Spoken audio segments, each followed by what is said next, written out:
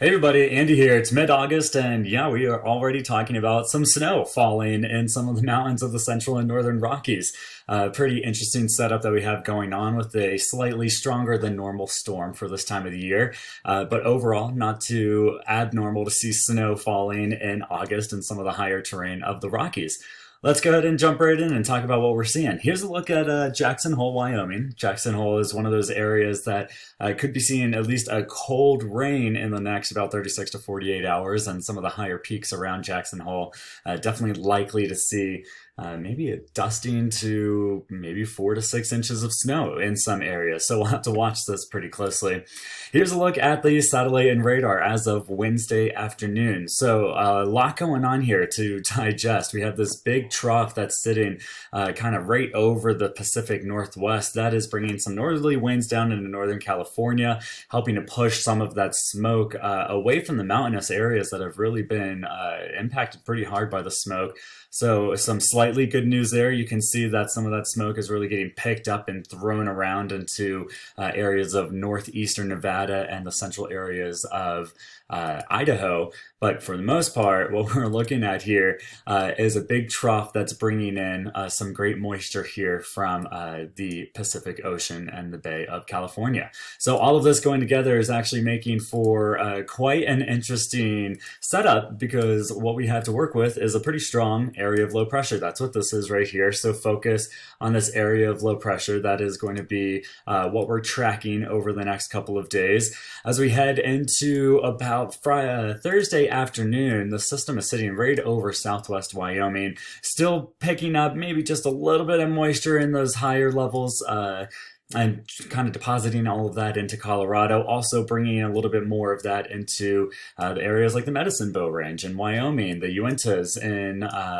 northern Utah, and the Tetons and the Bighorn Mountains in Wyoming. So we absolutely have enough moisture to work with here. We have a deepening storm, which is some great news because that brings in a little bit more energy, brings in a little bit more cold air.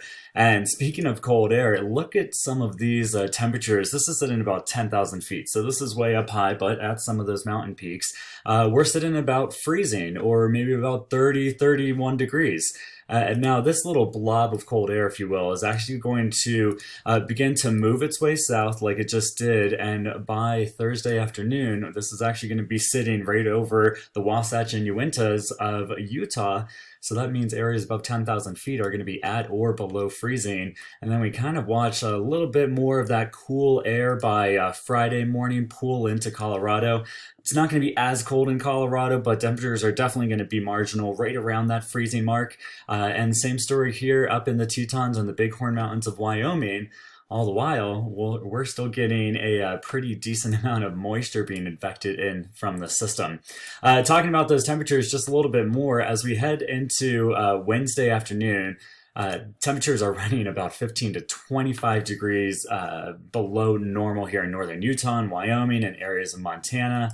And as we head towards Thursday, we lose some of that cold air, but we still have temperatures about 10 to 20 degrees colder than normal on Thursday. And then by Friday, we're looking at about 5 to 10 degrees below normal in areas of Colorado, and another surge of cold air moving into Montana.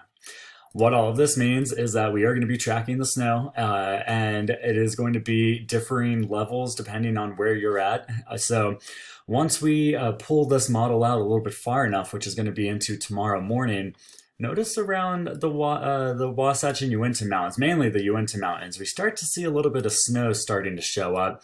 And then as we head a little bit deeper into the day on Thursday, I'm going to stop the clock here at Thursday at 5 p.m. The Uinta Mountains really getting slammed. We're looking at maybe 3 to 6 inches of snow there.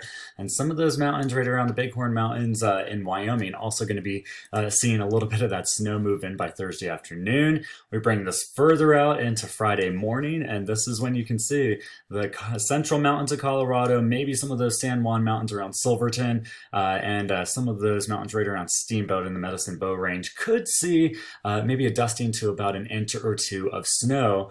Meanwhile, all the snow that's happening in Utah is happening on Thursday, and then a lot of the snow that's happening on or in northwestern Wyoming is happening all the way through Friday morning. And in some areas, we're actually looking at the possibility of 3 to 6 inches of snow for some areas of Wyoming, and maybe even higher than that on some of those highest peaks. So it is pretty much just a interesting setup that we have going on, and maybe a preview of the winter to come. We do have a La Nina winter setting up, and I'm going to have more on that later.